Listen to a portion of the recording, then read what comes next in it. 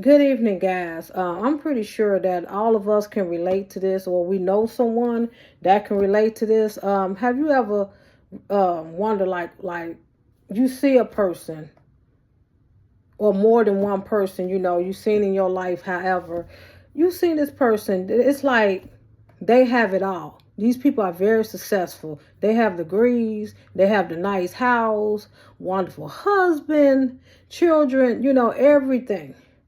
They dress nice, they just have it all together. Name brand stuff and everything. These people seem to be jealous of you. These people seem to be, in secret competition with you. And you're like, man, you have everything. So what do you have to be jealous of me, for? And I don't even have 1/10 of what you got. But see, the thing is, when you have, people with low self-esteem, you have people, with insecurity, they have issues, being insecure, you know these people are never happy. These people, they love to chase, money, wealth, and power. And so the only thing that these people, deem as important in their life is money. And so this is why these people are never happy. And they wonder, like, how can you be happy? You got so much less than me. How can you be your true, authentic self, when I'm out here, trying to compete with everybody, I'm trying to keep up with the Joneses, but you, on the other hand, you ain't trying to keep up with none of that. You happy shopping at Walmart and Target. You don't care nothing about, the latest brands and all that stuff. You don't care about none of those trends that be on social media and all this, all this stuff. And you like, how's you doing it?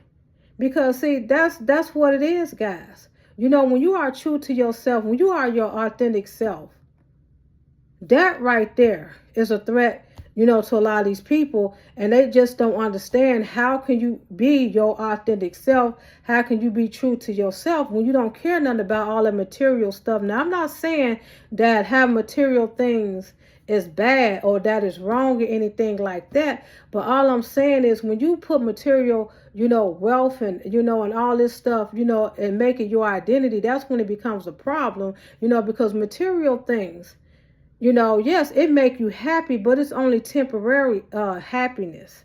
It's just like you got somebody got a nice $500,000 house, okay, and you think they should be happy with that. Next thing you know, they still not happy. They want to sell their house. They want to get $1 million house. Next thing you know, they want to get a $3 million house, and it goes on and on because see, they basing their happiness and they chasing happiness, through material wealth. But you, on the other hand, you content with your little small house, your little bungalow house.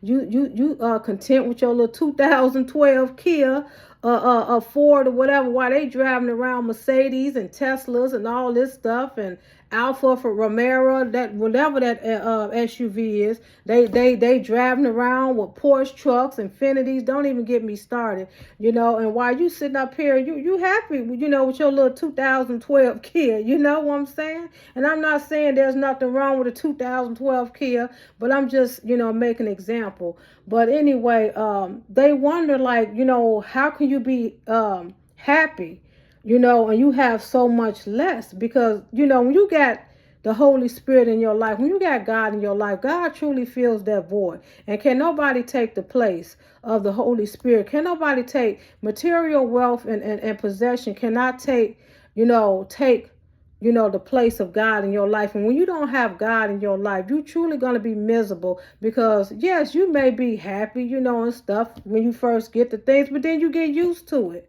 and stuff. You get used to it.